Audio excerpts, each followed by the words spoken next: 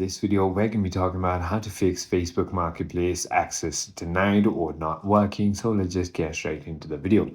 First things first, it might only have happened because of a block. So you need to go ahead and submit an appeal via the account status page if there is any blocks.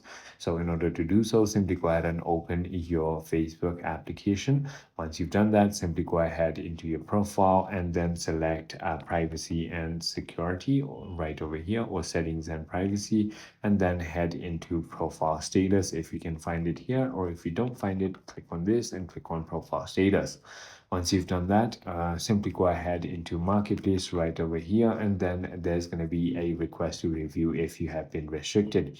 And the other things could be technical issues, so simply go ahead and try uninstalling and reinstalling your application and it should work. I hope this video clarifies everything for you. If you have further more queries, feel free to comment down below and I'll see you on the next one.